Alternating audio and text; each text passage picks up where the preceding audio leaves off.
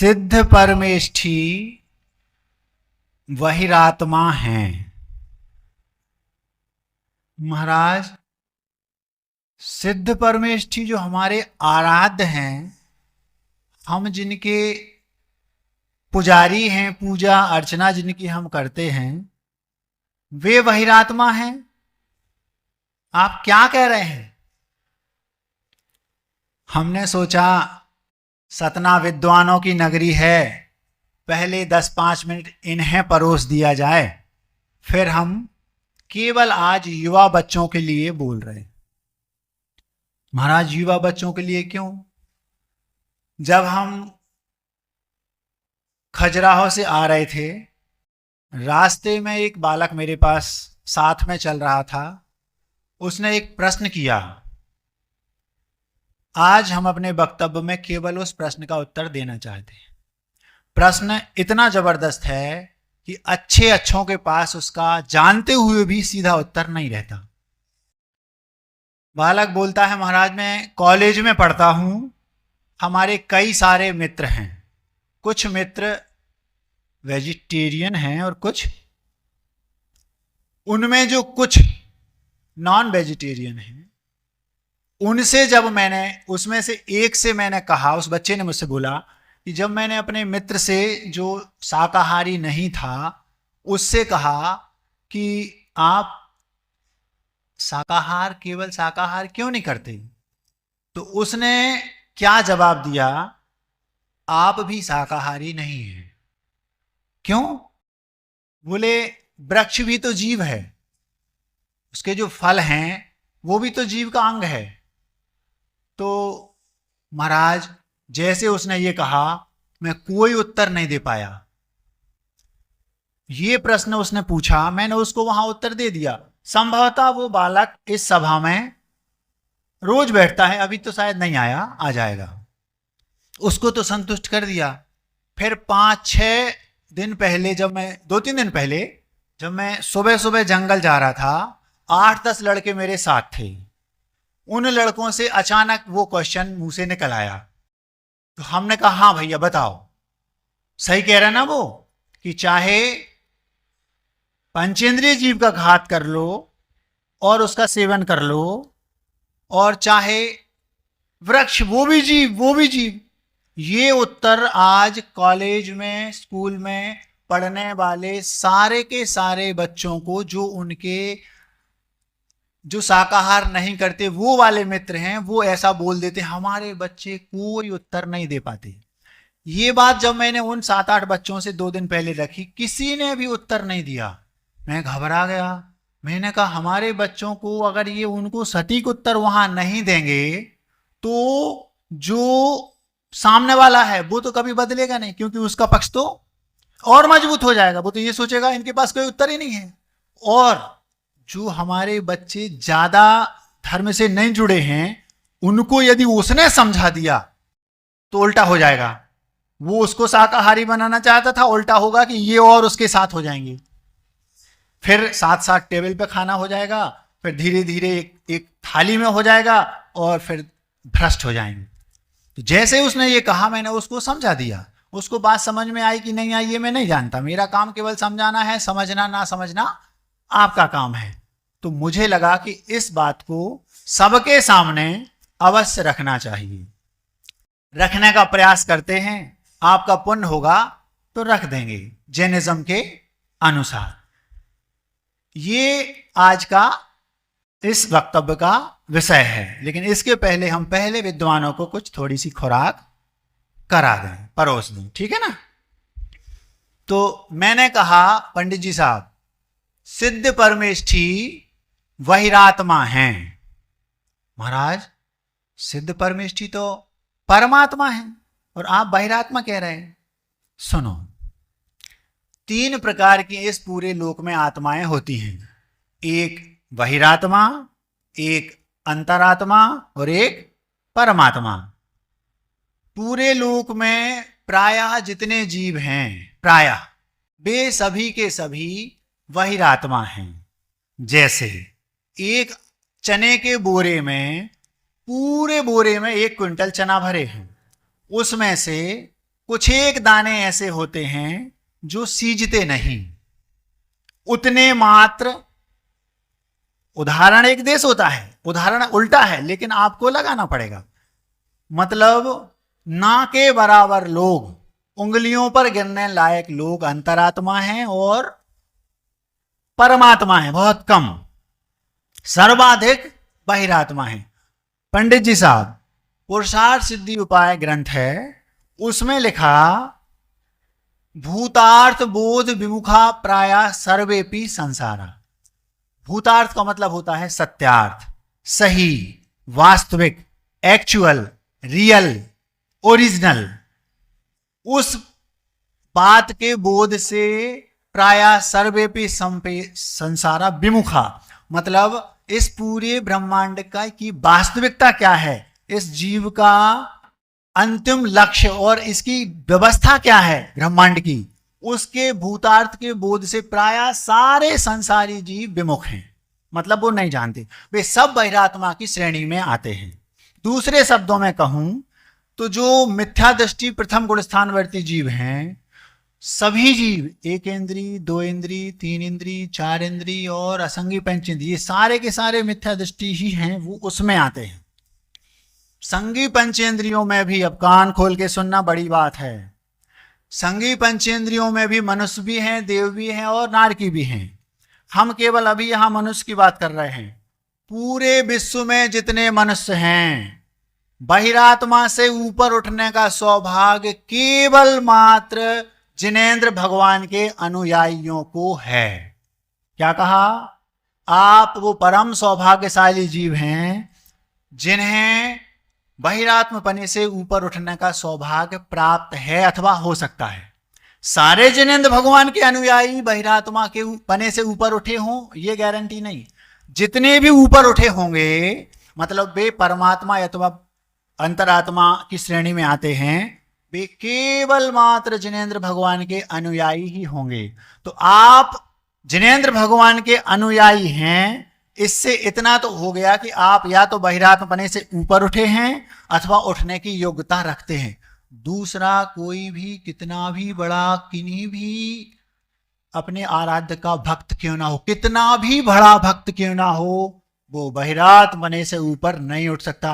अब आप अपने आप की दुर्लभता समझ लो, कितनी बड़ी बात है। पूरे विश्व में जितने मनुष्य हैं, उनमें से प्रथम गुण स्थान के ऊपर उठने की पात्रता केवल मात्र जिनेंद्र भगवान के भक्तों में है, और वो आप हैं। आप अपनी महत्ता को जानो। तो अब सारे जिनेंद्र भगवान के भक्त बहिरात्मपने से ऊपर उठे हैं, ये नहीं। जब भी उठेंगे तो ये ही उठेंगे, वो आप हैं, ये आपका सौभाग्य है। एक बात हो गई। ग्रंथों में परमात्म प्रकाश ले लो योगेंद्र देव का, अथवा कार्तिकेय अनुपेक्षा ले लो, अथवा कोई और ग्रंथ ले लो, सारे ग्रंथों में आत्मा की तीन भेद किए, बहिरात्मा, अंतरात्मा और परमात्मा। पहले गुण स्थानवर्ती जो सामान्य, जो प्राय सभी जीव हैं, वे बहिरात्मा, जिन्हें कुछ नहीं पता, खाओ पियो मस्त रहो, ये उनकी धारणा है। चारवाक एक मत हुआ, उसमें उन्होंने कहा यावत जीवम सुखी जीवम, यावत जीवेत सुखी जीवेत, ऋण कृत्वा घृतम प्रवेद, भस्मीभूतस्य देहस्य पुनरागमन कुतः। जब तक जियो दिल से जियो, खाओ पियो मस्त रहो, और अगर नहीं है तो ऋण लेके घी पियो। क्यों? क्योंकि भस्मीभूतस्य देहस्य, देह तो भस्मीभूत हो गई, पुनरागमन होता नहीं, उनके यहां पुनर्जन्म नहीं होता चारवाक में। तो उन्होंने कहा खाओ पियो मस्त रहो, ऋण लो, ऐश करो, मर जाओगे तो कौन चुकाना, चुकाने वाला चुकाएगा। लेकिन जैनिज्म में ऐसा नहीं बोलता, पाई पाई का हिसाब आपको चुकाना पड़ेगा, कोई भी क्यों ना हो, ये है। और हम इस बात को मानते भी। महाराज जी हम पुनर्जन्म को नहीं मानते, आपके नहीं मानने से पुनर्जन्म नहीं होता ऐसा तो है नहीं। बहुत सरल उदाहरण है पुनर्जन्म, 1 मिनट में मान लोगे आप। कैसे? आपका भी जन्म हुआ और एक भिखारी के घर में भी जन्म हुआ। जब पुनर्जन्म होता नहीं तो आपका चक्रवर्ती के यहाँ या सेठ जी के यहाँ हुआ, उसको भिखारी के जन्म हुआ, ऐसा क्यों? महाराज उसके कर्म हैं। तो कर्म कहां से आए? उसी ने कमाए ना। तो कब कमाए? इस जन्म में तो अभी अभी जन्म हुआ, तो पहले कमाए होंगे। पहले कमाए होंगे, आप बोल रहे हो, इसी से तो सिद्ध हो गया कि पुनर्जन्म होता है। सीधी सीधी बात है कि नहीं? तो उन्होंने कहा बहिरात्मा, अंतरात्मा और परमात्मा। सम्यक दृष्टि जो जीव हैं, जो भूतार्थ के बोध से परिचित हैं, वो जानते हैं कि इस देह का क्या होना है, भगवान कैसे बना जाता है, वो हो गए अंतरात्मा। चौथे गुण स्थान से लेकर 12वें गुण स्थान तक के जीवों को अलग अलग अपेक्षाओं से अंतरात्मा कहा जाता है। उसके 3 भेद किए, जो विद्वान है वो समझ रहे होंगे, जो नहीं है वो सुन लो, समझ में आ जाएगा अभी। कैसे 3 भेद किए? जो चौथे गुण स्थान वाला केवल सम्यक दृष्टि जीव है, उसके पास कोई व्रत आदि नहीं है, वो हो गया जघन्य अंतरात्मा। जो पंचम गुण स्थानवर्ती प्रतिमाधारी जीव है, वो हो गया मध्यम अंतरात्मा। और जो मुनिराज हैं, वे हो गए उत्कृष्ट अंतरात्मा। ये हो गई दूसरी परिभाषा। एक और अन्य ग्रंथ के अन्य अपेक्षा से उन्होंने कहा जो सम्यक दृष्टि हैं वो जघन्य, जो देशव्रती हैं वो मध्यम, और जो मुनिराज हैं वे उत्कृष्ट। उस उत्कृष्ट में भी 3 भेद अलग अलग किए। विस्तार ना हो इस भय से मैं उसको नहीं बता रहा हूं, फिर भी संक्षेप से जानना चाहें तो जो उपसम श्रेणी चढ़ते हैं उनको मध्यम कहा, जो छपक श्रेणी चढ़ते हैं उनको उत्कृष्ट कहा, और जो मुनिराज कोई श्रेणी नहीं चढ़ रहे वर्तमान में, उनको जघन्य अंतरात्मा कहा। अलग अलग अपेक्षाओं से अलग अलग ग्रंथों में कहा है। महाराज अपेक्षा क्या होती है वो भी बता देते हैं। ये दादाजी बैठे हैं, ये दादाजी हो गए नाती की अपेक्षा दादाजी। अब इनकी बेटा वो आ गया, वो क्या कहेगा? पिताजी। अरे अभी तो आपने दादाजी कहा था महाराज जी। एक अपेक्षा से दादाजी कहा था, क्यों? उस समय हम नाती की अपेक्षा से चर्चा कर रहे थे। अब पिताजी कह रहे क्यों? क्योंकि अब पुत्र की अपेक्षा बात हो रही। ऐसे ही अलग अलग अपेक्षाओं से, किसी अपेक्षा से अंतरात्मा के 3 भेद किए, किसी से केवल 1 भेद किया, किसी से मुनिराजों के 3 भेद कर दिए, अलग अलग। मैं भूमिका बना रहा हूं, घबराना नहीं। अब बहिरात्मा बता दिया, अंतरात्मा के भेद कर दिए 3। अब परमात्मा, परमात्मा के 2 भेद, एक केवली भगवान और एक सिद्ध भगवान, ये 2 परमात्मा। महाराज कैसेट तो फंस गई, क्यों? अभी आपने कहा सिद्ध भगवान बहिरात्मा है और आप यहां पे परमात्मा का भेद में बता रहे सिद्ध भगवान को। ये विद्वानों का विषय है। अपेक्षा लगा के वीरसेन स्वामी ने धवला की 9वीं संभवता पुस्तक में लिखा, पंडित जी सिद्ध परमेष्ठी बहिरात्मा हैं। पढ़ने वाला घबरा गया, बहिरात्मा तो सामान्य जीव होते वो हैं, सिद्ध परमेष्ठी तो परमात्मा भी नहीं, अंतरात्मा भी नहीं है, उससे भी ऊपर उठे परमात्मा है। और परमात्माओं में भी 2 भेद जो किए, एक केवली भगवान और एक सिद्ध भगवान। केवली जिनके 4 कर्म नष्ट हो गए वो केवली भगवान, और जिनके 8 नष्ट हो गए वो सिद्ध भगवान। ये सब जानते हैं।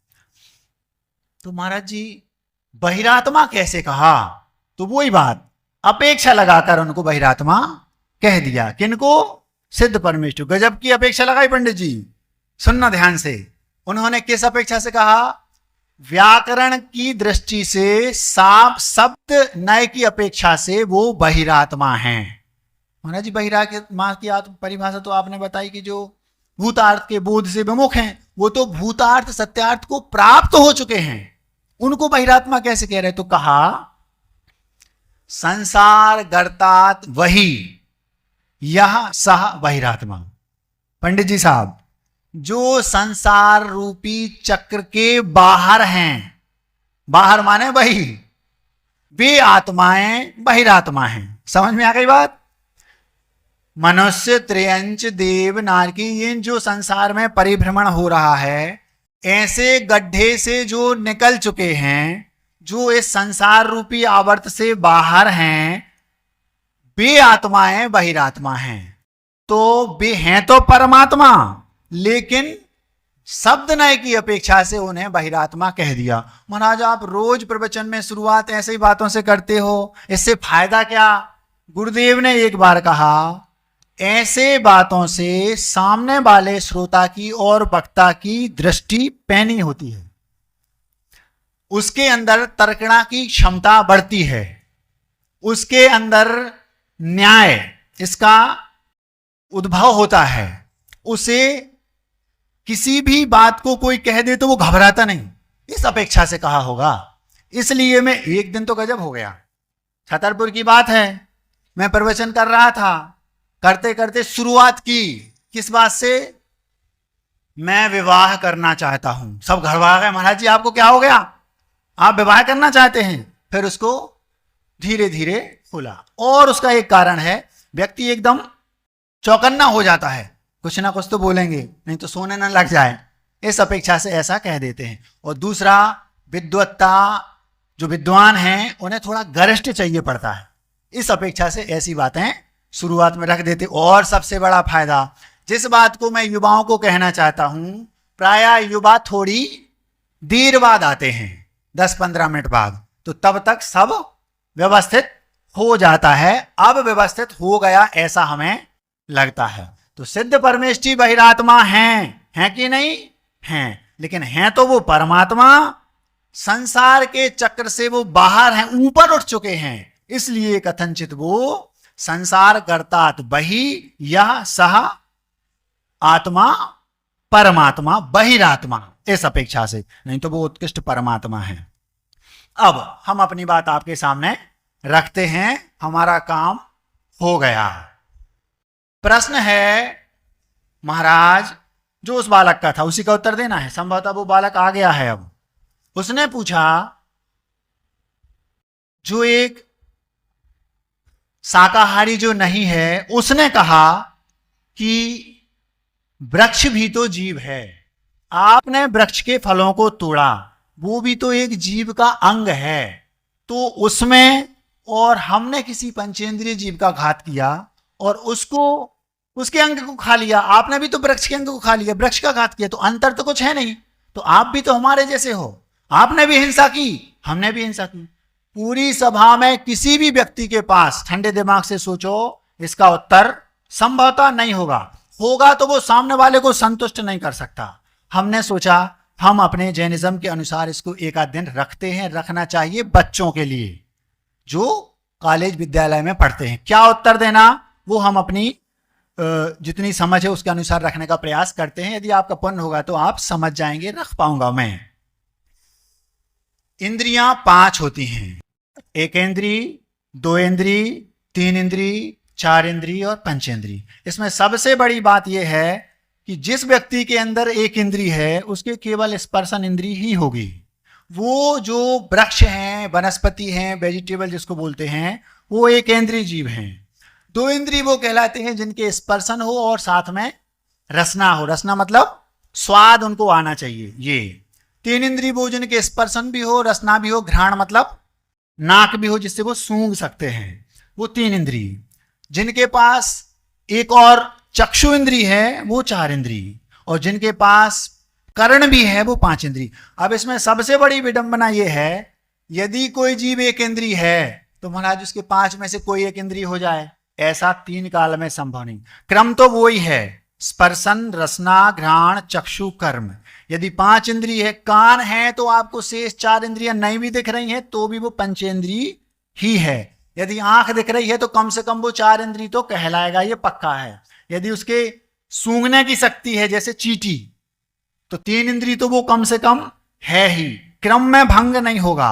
स्पर्शन, रसना, घ्राण, चक्षु, कर्म, ये तो हो गई एक बात। अब वृक्ष एक इंद्रिय जीव है, वनस्पति, और जो जिसको वो खाते हैं वो पंचेंद्रिय जीव है।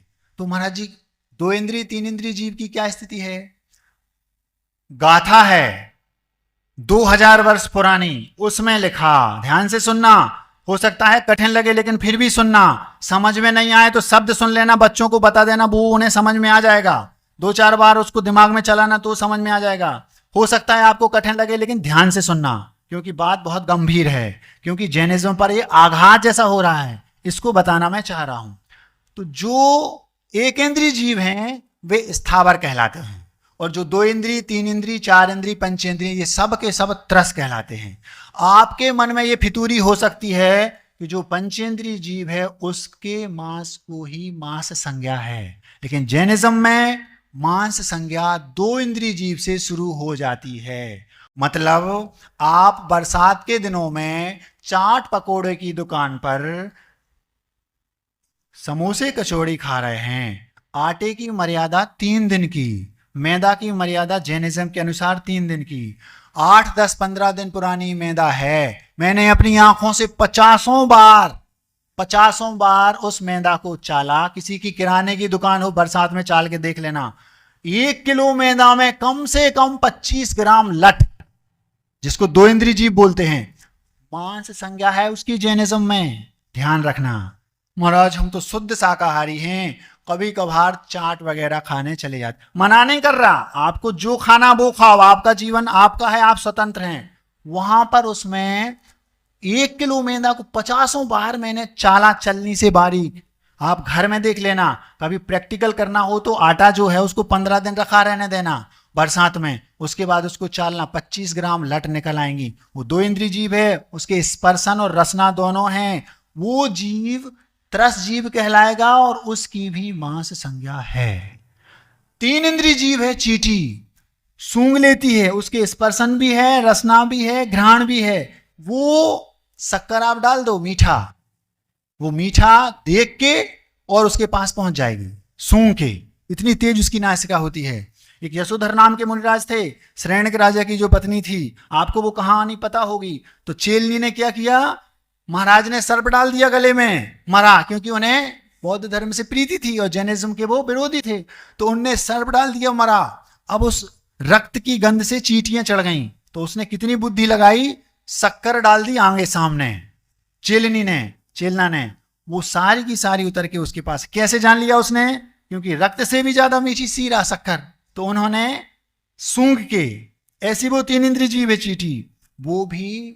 इसीलिए महाराजों के ग्रास पे अगर लट आ गई, चींटी आ गई, तो वो मांस आ गया। इस अपेक्षा से अंतराय करना पड़ता है। लेकिन पंचेंद्रीय जीव यदि आहार में आ जाए तो उपास करना पड़ता है, दिख जाए तो उपास करना पड़ता है। हम आपके 1 किलोमीटर दूर आप ले गए कि नहीं महाराज को, रास्ते में कोई पंचेंद्रीय जीव मरा पड़ा है क्षत विक्षत, यदि मुनिराज को दिख जाए तो वहीं छोड़ देंगे। आपका कर्तव्य है, जो 1.5-2 किलोमीटर ले जाते ना, उनको एक व्यक्ति को आगे चलाना चाहिए, नहीं तो पता चला कि गड़बड़ हो जाए। अलाभ कहलाता वो अलाभ। तो 2 इंद्री से मांस संज्ञा, ये सबसे बड़ा उत्तर है उन लोगों को देने के लिए। पहला क्या बोलना, पहला उत्तर ये है, 2 इंद्री जीव से मांस संज्ञा शुरू हो जाती है। लेकिन वृक्ष 1 इंद्री जीव है, 1 इंद्री जीव की मांस संज्ञा नहीं। जिसने प्रश्न पूछा था वो आ चुका है, 1 इंद्री जीव की मांस संज्ञा नहीं है। यदि 1 इंद्री जीव की मांस संज्ञा होती तो आदिनाथ भगवान ने इक्षु रस से पारणा किया था।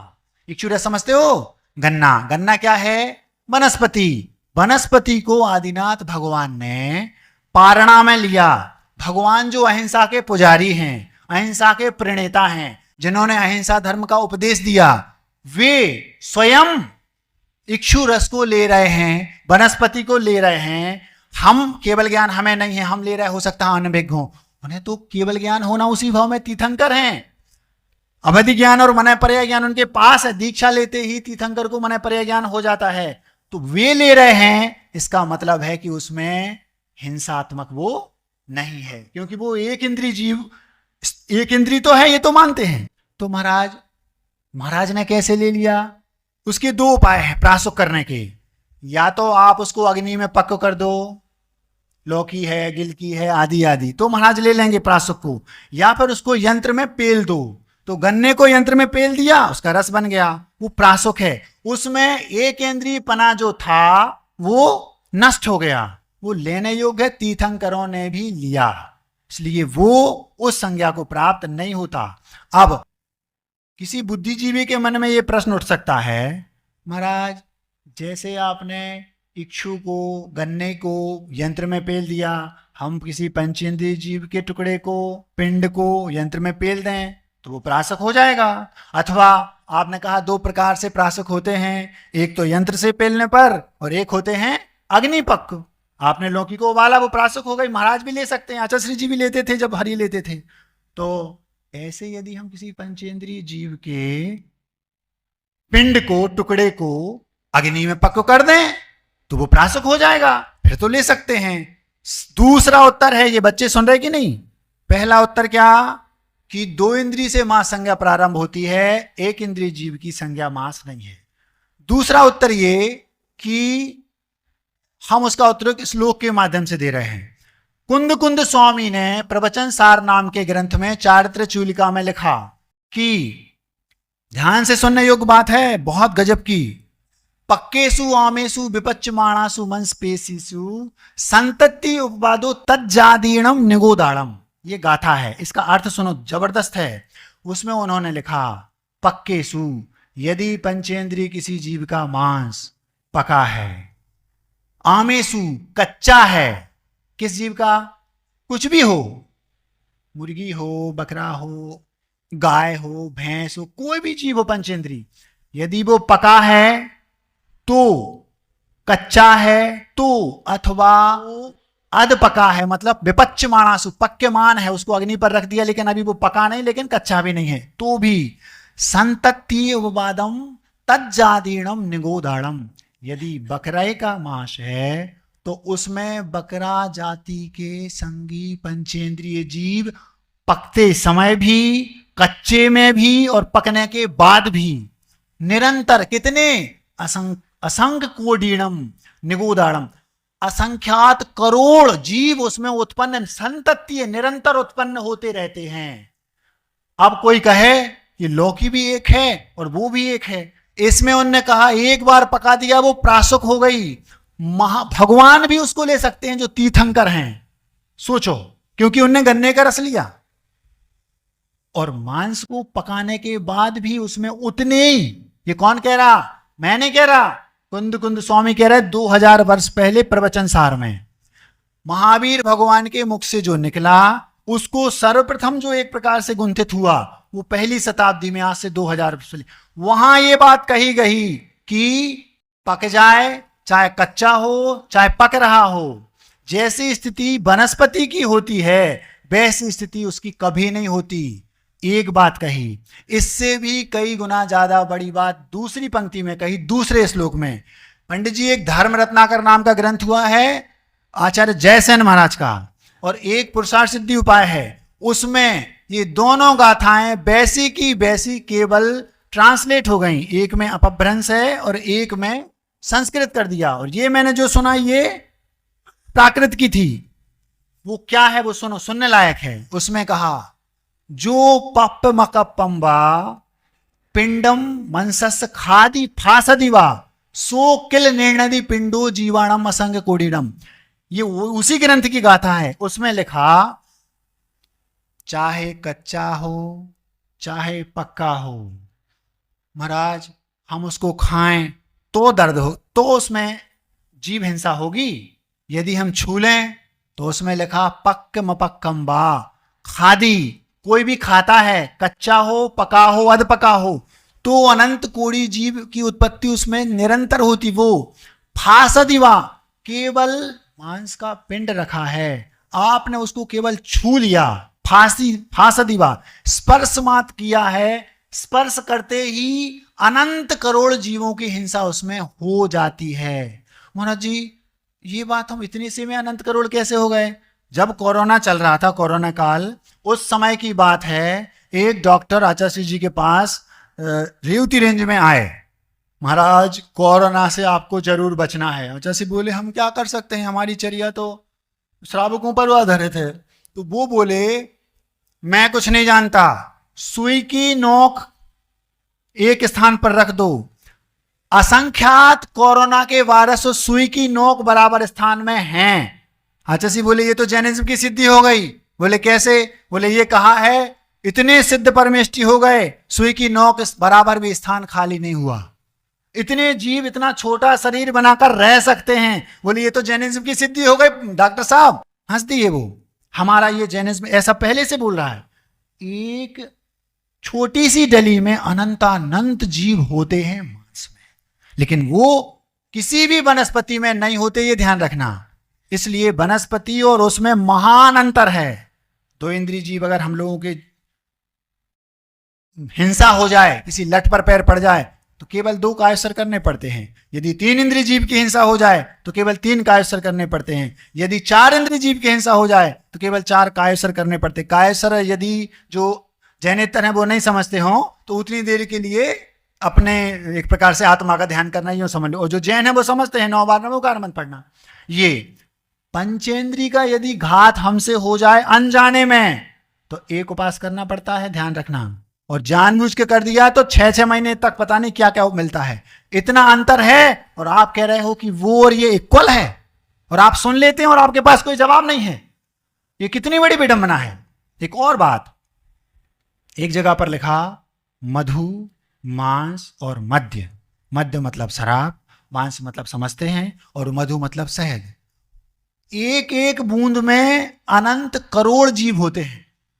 जो मधु, मांस अथवा मद्य तीनों को छूता भी है, खाना तो दूर की बात, अनंत करोड़ जीवों का घातक नियम से नरक जाता है, ऐसा लिखा है। महाराज जी मधु क्या कहलाता है? शहद को मधु कहते हैं। एक स्थान पर एक गाथा लिखी, जिस व्यक्ति ने शहद के लिए मधु के छत्ते को तोड़ा उस व्यक्ति ने 7 गांव को उजाड़ दिया, जला दिया। ऐसा गाथा लिखी 2000 वर्ष पुरानी, केवल ज्ञानी के मुख से निकली वही की वही बात हमने आपके सामने रख दी। इतना दोष। हाँ, छूने मात्र से अनंत जीव मर जाते हैं। अनंत कैसे होते होंगे तो बताया, एक कोरोना का वायरस एक नोक में अनंत होते हैं, असंख्यात होते हैं, तो वहां क्यों नहीं हो सकते? 7 गांव का क्यों लगता है? 7 गांव में जितने जीव रहते हैं उतने एक छत्ते में रहते हैं। आपने सबके घर को बर्बाद कर दिया।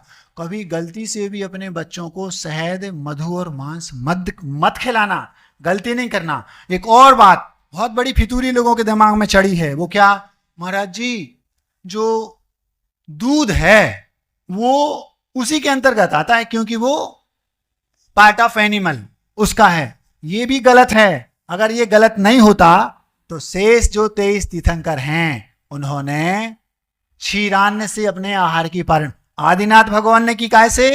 गन्ने के रस से, और शेष 23 तीर्थंकरों ने की क्षीरान्न से। क्षीर मतलब दूध।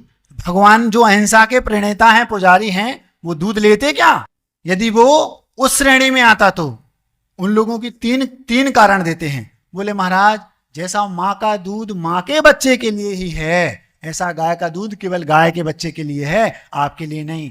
माँ का दूध केवल उतना होता है जितना बच्चे की आवश्यकता होती है, लेकिन गाय का दूध 15 लीटर भी निकलता, 20 भी निकलता, 25 भी निकलता, 30 भी निकलता। और तो विदेशों में नए नए तरीकों से 60-60, 70-70 लीटर एक बार में एक गाय से निकालते हैं, वो अलग बात है।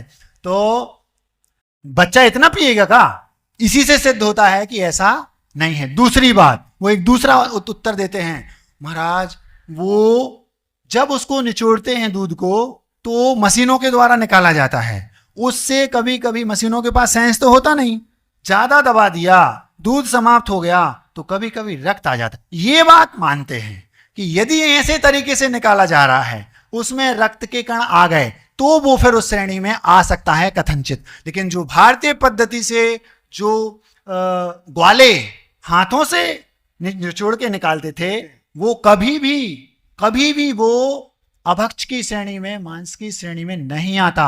और एक तीसरी बात, आप लोगों ने देखा होगा, वृक्ष से आप फल मत तोड़ो, अपने आप छोड़ देगा वो। लेकिन किसी कोई पंचेंद्रिय जीव को आप, उसको पता है कि यहां 5 मिनट बाद मरना है, तब भी वो 5 मिनट बाद मरने के लिए तैयार नहीं, मुझे 5 मिनट और जीने दो, कभी तैयार नहीं होता। यदि दोनों इक्वल हैं तो वो क्यों छोड़ता है और ये क्यों डरता है? जैसे वो वृक्ष खड़ा है, आपको जब तोड़ना तोड़ लो, ऐसे ये कहे जब मारना मार दो। होता क्या ऐसा? कभी नहीं होता। ये तीसरी बात है। वो हमेशा, एक राजा थे, ध्यान से सुनना, अच्छी बात है। एक राजा थे, राजा अपने जीवन से बहुत प्रेम करते थे। धीरे धीरे पता चला तो वो राजा ये चाहते थे कि मैं किसी ज्योतिषी से अपने जीवन को पूछ लूं, पता कर लूं कि मेरी लाइफ कितनी है। तो एक ज्योतिषी आए, ज्योतिषी ने कहा कि महाराज आपको अगले 20-25 दिनों में मरना है, डेट बता दी, इस डेट को आपको मरना है। राजा ने कहा महाराज ज्योतिषी जी ये तो बता दो, मैं मनुष्य बनूंगा मर के, कि त्रियंच बनूंगा, कि देव बनूंगा, कि नारकी बनूंगा? बोले आपको त्रियंच बनना है। मुझे त्रियंच बनना है? त्रियंच मतलब पशु पक्षी और ये 2 इंद्रिय 3 इंद्रिय। तो कहाँ बनूंगा? उसने कहा आप अपने जो आपका जो पाखाना है, पाखाना समझते हो, समझ गए ना, तो वहां पर जो विष्टा है मल, उसमें आप कीड़े बनोगे। तो कब बनूंगा, क्या बनूंगा, सारी डेट तिथि समय उसने लिख लिया, पूछ लिया, राजकुमार को बुलाया, क्योंकि उसको पता था कि ज्योतिषी बहुत पक्का है, एकदम सॉलिड उत्तर देता है, झूठ नहीं निकलती उसकी बात, तो उसने मान ली। अब वो राजकुमार को बुलाया, सुनो आज से ठीक इतने दिन बाद मेरा मरण होगा, तुरंत मरण के बाद मैं वहां जाऊंगा, उस अपने ही विष्टा में कीड़ा बनूंगा, तुम डंडे से जाना और मुझे मार देना। कहता ठीक है। दुख भी हुआ उसको, पिताजी मर जाएंगे राजा, लेकिन सुख खुश इस बात की हुई कि अब राजगद्दी तो अपने को मिलनी है। राजकुमार था, कोई बात नहीं, ये संसार का यही हाल है ना। आप सोचो कि वो दुखी होता, दुखी नहीं होता, उसको पता है कि पिताजी का सब कुछ अपना ही तो है, राजा चले जाएंगे तो राजकुमार मैं हूं, मुझे ही तो राजा बनना है, कोई बात नहीं, ज्यादा दुख की बात नहीं है। अब जब वो समय आ गया, उस दिन वो वहां गया, डंडा लेके, अच्छे मोटे फन का डंडा था, ताकि उसको रख के कुचल दूंगा। वो कीड़ा वहां उसी स्थान पर था जो राजा का जीव था। जैसे ही वो बाहर आता, ये डंडा दिखाता और वो खट से घुस जाता उसी में। कोई भी जीव मरना नहीं चाहता। जो ये खाते हैं, जो शाकाहारी नहीं हैं, वो किसी भी जीव को जो कहे हाँ मैं स्वीकार है मुझे और आप मुझे, है कोई ऐसा जीव? आप देखना जब किसी को कत्लेआम किया जाता है, उसका ऐसा तड़पता है वो, कितनी हिंसा होती है आप सोचो तो। किसी वृक्ष के सामने आप जाओ, ऐसा होता क्या? नहीं तोड़ोगे तो वो छोड़ देगा। गाय के बारे में लिखा है, यदि गाय के थन को सही, दूध को सही समय पर दुहा नहीं तो वो तड़पती है, और यदि और ज्यादा समय हो गया तो उसका प्राणांत भी हो जाता है। कैसे? आप अपने ऊपर घटा लो, आपको लघु शंका आई, जोर से आ गई और जोर से आ गई, कोई उपाय नहीं है, अगर आप रोकोगे तो प्राणांत हो जाएगा, ध्यान रखना। आयुर्वेद में लिखा है, दीर्घ शंका अगर आपको आई, अगर आपने रोका नहीं, रोक लिया, एक सीमा तक तो आप रोक सकते हो, उसके बाद अगर आप रोकोगे प्राणांत हो जाएगा। ऐसा आयुर्वेद के ग्रंथों में लिखा, आप इसको महसूस भी करते हैं, आपने देखा भी होगा, ये प्रैक्टिकली आपने इसको अनुभव किया होगा, ऐसा है। तो यही हाल उस गाय का है, इसलिए दूध किसी भी अपेक्षा से उस श्रेणी में नहीं आता। वो तो देना चाहती है, हमारे तीर्थंकरों ने लिया, दोनों बातें स्पष्ट हो गई। एक और बात, एक बहुत बड़ी विडंबना है लोगों की, वो क्या बोलते हैं, महाराज यदि जो छोटा जीव है, जैसे चूहे को बिल्ली खाती, बिल्ली को कुत्ता खाता, कुत्ते को मनुष्य, ऐसा ऐसा अपना अपना, बोले यदि ये नहीं खाएंगे एक दूसरे को, या मनुष्य इनको नहीं खाएंगे तो प्रकृति का संतुलन बिगड़ जाएगा। ऐसी ऐसी बुद्धि लोग चलाने लगे हैं, जबकि जैन दर्शन में, जैन शास्त्रों में लिखा है, यदि प्रकृति को सर्वाधिक संतुलित रखना है तो पशु पक्षियों का रहना अनिवार्य है। आप सोचो क्या कहा जा रहा है।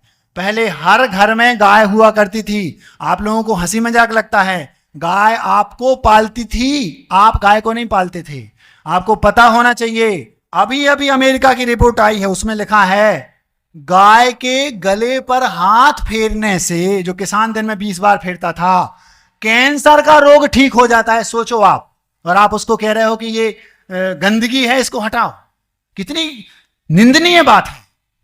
एक रास्ते में हम लोगों को बिहार करते करते एक आश्रम मिला, बापोली धाम, वहां पर वो एसी लगाए थे, गाय की गौशाला में थे, गिर गाय की उत्तम नस्ल की कई गौशाला वो थी, गौशाला में गायें, और उसमें वो उनको रखते थे। बोले 20-25 ऐसे असाध्य रोग हैं, यदि उस रोगी को गाय की गौशाला में केवल बैठा दिया जाए 2 घंटे सुबह 2 घंटे शाम, तो बेअसाध्य रोग दूर हो जाते हैं। ऐसा उसमें लिखा, आप देख लेना कभी आपको याद हो। ये कितनी बड़ी बात है। और आज कहा जा रहा है कि ये गंदगी का कारण है। पशु पक्षी, पशु पक्षियों से पहले ये जाना जाता था कि मौसम पानी कितना गिरेगा, ये जाना जाता था कि बरसात कितनी लेट होगी, ये जाना जाता था पहले के जमाने में कि इस साल फसल कैसी आएगी, केवल पशु पक्षियों की आवाज से। ये जाना जाता था कि इस साल अकाल पड़ना है, पशु पक्षियों से। ये जाना जाता था कि फसल की उपज कितने गुनी होगी, ये केवल पशु पक्षियों के माध्यम से जाना जाता था। पूरा प्रकृति का संतुलन बनता था तो पशु पक्षियों से, और आज उल्टा कहा जा रहा है कि संतुलन बिगड़े। एक और नई बात, महाराज 5 किलो मांस को किसी जीव में तैयार करना है, 50 किलो अनाज लगता है। ये वैज्ञानिकों ने सिद्ध किया। क्या कहा? किसी जीव को मोटा करना है खिला के पिला के, उसके अंदर 5 किलो की वजन बढ़ जाए, चर्बी, तो 5 किलो बजाने के लिए 50 किलो अन्य अनाज खिलाना पड़ेगा उसको। और आप कह रहे हैं कि पशु पक्षी रहेंगे तो वो अनाज खिलाना पड़ेगा, अनाज खिलाना पड़ेगा तो संतुलन बिगड़ जाएगा। लोगों को खाने के लिए क्या मिलेगा? मिल रहा है 5 किलो और खिलाना पड़ रहा है उसको 50 किलो। संतुलन बिगड़ेगा कि बनेगा? ये सारी बातें आपके दिमाग में होनी चाहिए। आपके बच्चों को ये सब पता होना चाहिए और ये सारी बातें उनके पास पहुंचनी चाहिए जो ऐसा कहते हैं। एक नहीं, दो नहीं, 20 बातें हैं ऐसी। बात समझ में आ रही कि नहीं? कितना अंतर है? एक जगह मांस रखा है और एक जगह आम आदि रखे हैं, फल। एक और नई बात, एक बार की बात है, किसी भी सब्जी को, लौकी हो चाहे टमाटर हो चाहे गिलकी हो चाहे ये हो, इसको उगाने वाला, इसको तोड़ने वाला, इसके वृक्षों की जो खेती करता है वो करने वाला, उसके भाव क्या होते हैं आप जरा सोचो। क्योंकि हिंसा शरीर से कम होती है, हाथों से पैरों से कम होती है, सर्वाधिक हिंसा होती है भावों से। कोई किसी का कत्लेआम करने जा रहा है, कत्लेआम मतलब उसका घात करना चाह रहा है पंचेंद्रिय जीव का, आप उसके परिणामों को नापना। और कोई एक वृक्ष से आम तोड़ रहा है, ककड़ी तोड़ रहा है, अनार तोड़ रहा है, नींबू तोड़ रहा है, उसके भाव देखो। उसके भाव ये रहते हैं, भैया अभी ये थोड़ा कच्चा है, इसको अपन बाद में तोड़ेंगे, वो पक गया है उसको तोड़ेंगे। कितना अंतर है भावों में। ये बात अलग है कि तोड़ पाए ना तोड़ पाए, वो अलग बात है, लेकिन उसके भाव कितने पवित्र होते हैं। यदि ऐसा नहीं होता तो आदिनाथ भगवान खेती करो ऐसी शिक्षा क्यों देते? असी मसी कृषि विद्या वाणिज्य शिल्प, ये 6 शिक्षा आदिनाथ भगवान ने युग के आदि में दी।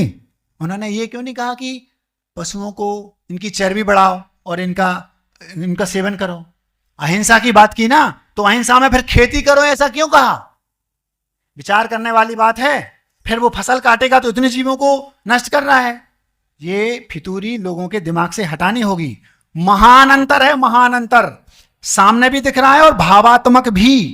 भावात्मक इतना अंतर है, किसी पंचेंद्रिय जीव को आप मारने के भाव बस कर लो, कितना तीव्र पाप कर्म का संचय करेगा वो जीव। आप सोचो, कोई भी 1 इंद्रिय 2 इंद्रिय जीव है वो मरकर नरक नहीं जाता।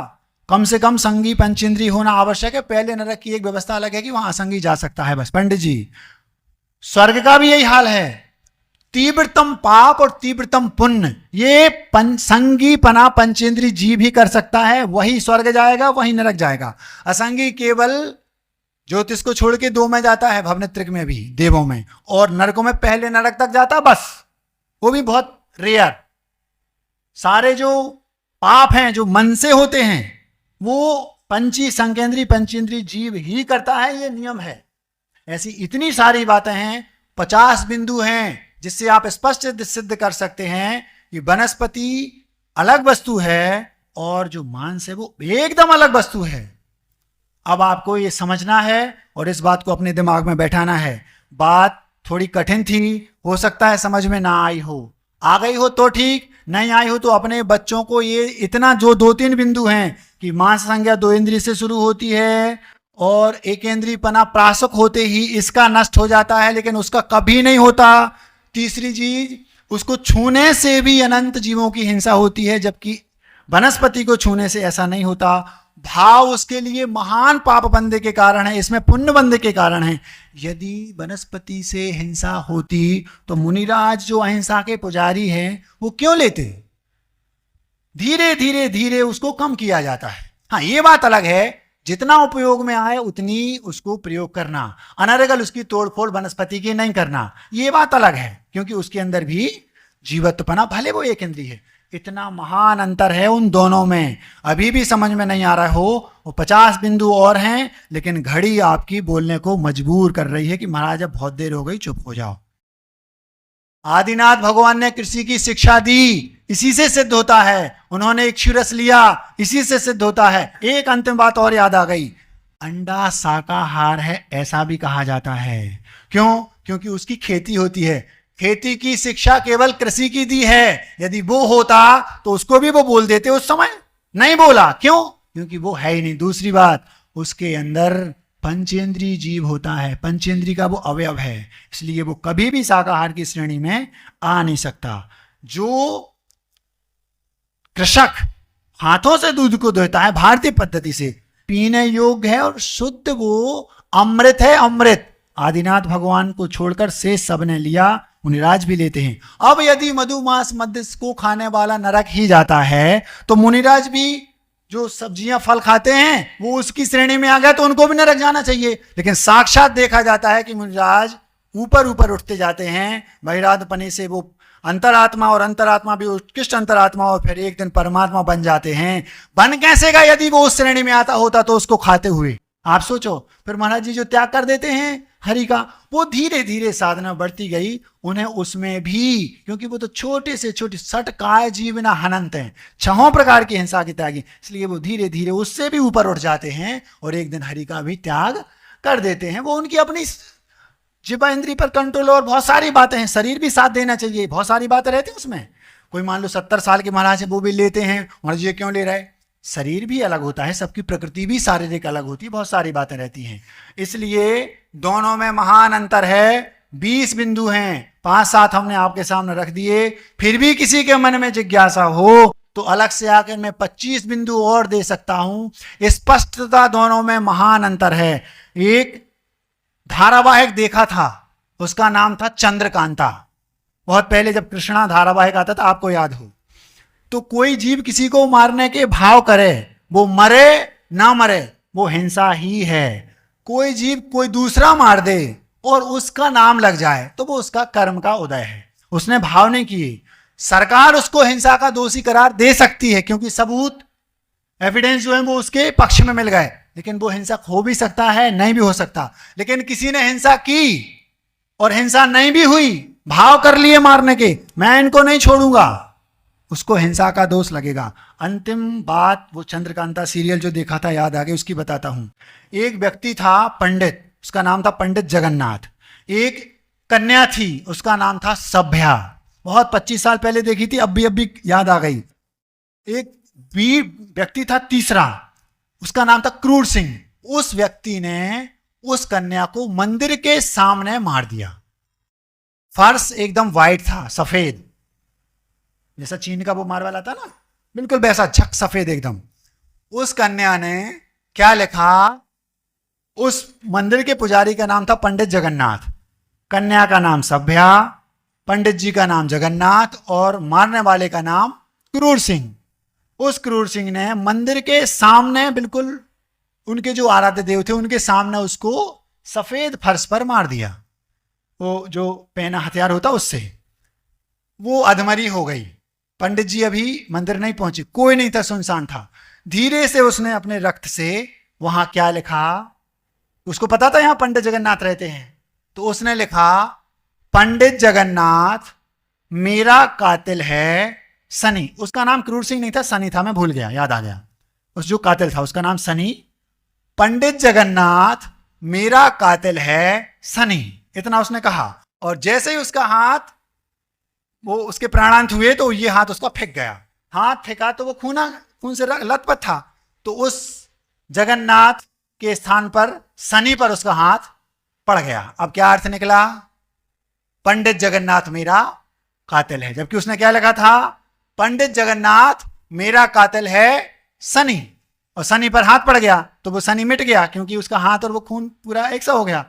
अब पुलिस आई, देखा स्पष्ट, मरने वाले ने अपने स्पष्ट अपने हाथों से लिखा है पंडित जगन्नाथ मेरा कातिल है, सनी नीचे लिखा था, वो मिट गया। तो इसमें उसको हिंसा का दोष लगेगा क्या? महाराज जी फिर उसको सरकार ने तो अंदर कर दिया। ये कर्म सिद्धांत पर पूर्व कर्म का उदय है। तो कोई जीव हिंसा करे ना करे, भाव कर लिए तो हिंसा का दोष उसको लगेगा। और यदि कोई जीव हिंसा हो भी जाए गलती से, हम लोग जैसे चल रहे हैं और कोई जीव का घात हो भी जाए, तब भी हम लोगों को उसमें लिखा कि आपको हिंसा का दोष नहीं लगेगा, कायसर कर लेना, वो अलग बात है। क्यों? क्योंकि आपके भाव मारने के नहीं थे। ऐसा बातें बहुत सी हैं, घड़ी बहुत तेज चल रही है, मिठाई का वक्त आ गया। आज थोड़ा कठिन विषय हो गया, इसलिए मिठाई ज्यादा मीठी खिला देते हैं। कल परसों बच्चों ने बताया महाराज जी हमें बुंदेली भी आती है। महाराज जी आपको भी आती है? हमने कहा हमें भी आती है। पहले क्यों नहीं बताया कि छत्रपुर वाले बुंदेली हैं? तो मुझे कल पता चल गया कि यहाँ के लोगों को बुंदेली आती है, तो सोचा आज की मिठाई बुंदेली में रखी जाए। प्रश्न किया किसी बालक ने, महाराज जी आपको दीक्षा लेके कैसा लग रहा है? मैंने कहा इसने तो वो वाली नस पकड़ ली जिसको मैं दिन भर गुदगुदाता रहता हूं। ठीक है, तो वो मैंने उसके सामने सोच लिया कि इसको क्या उत्तर देना है कि मुझे दीक्षा के बाद कैसा लग रहा है बुंदेली में। जितना से हम मुनि बने हैं ओई दिना से मस्त है। शीर्षक क्या है? जितना से हम मुनि बने हैं ओई दिना से मस्त हैं। एके पहले सब कुछ संगे हतो मनो हम नहते चंगे, पिछी कमंडल हाथ में जब से हरदम हो रही हर हर गंगे। दुविधा मन की मिट गई सबरी, उत्साह जबरदस्त है। जितना से हम मुनि बने हैं वो इतना से मस्त है। नैया को नौ चेचे पे पे आगे पीछे ऊपर नेचे, ऐसे लेने ओ को देने, कबे खरीदें कितना बेचें, सब झंझट से मुक्ति पाके बिल्कुल तंदुरुस्त हैं। जितना से हम मुनि बने हैं वो इतना से मस्त है। दुनिया भर के काम करते, अंधी दौड़ में भगत फिरते, पता ही नहीं है तो काय खो कर रहा है, सब कर रहा है सो अपन करते। जब से रास्ता पता लगी है एक ही काम में व्यस्त हैं। जितना से हम मुनि बने हैं वो इतना से मस्त है। रात दिना तन खो पोसते, आत्म की हमने सोचते, तन के संगे घर परिजन और मित्रों को अपनों लेखते। जे सब पर हैं पतो चलत ही दृष्टि आत्मस्त है। जितना से हम मुनि बने हैं वो इतना से मस्त है। कुशल क्षेम है मन है गदगद, बंद हो गई तन की गदबद। गदबद समझते हो? गदबद मतलब दौड़ धूप, और गदगद मतलब गदगद भाव आता ना अंदर से। जितना से मुनि बने हैं क्या स्थिति है मन की? कुशल क्षेम है मन है गदगद, बंद हो गई तन की गदबद गदबद। अनुभूति अनुपम अपूर्व है, रोग राग सब हुए नदारद। सारे जो रोग थे वो भी नष्ट हो गए और सारा जो राग था वो भी नष्ट हो गया। कुशल क्षेम है मन है गदगद, बंद हो गई तन की गदबद। अनुभूति अनुपम अपूर्व है, रोग राग सब हुए नदारद। इच्छा पूरी पुलकित रग रग, अंग उपांग समस्त है। जितना से हम मुनि बने हैं वो इतना से मस्त है। पहले क्या स्थिति थी महाराज? बाहर से तो हंसत दिखते, जैसे आप लोग हंस रहे हैं ना बाहर बाहर, भीतर हमें सबकी पता है।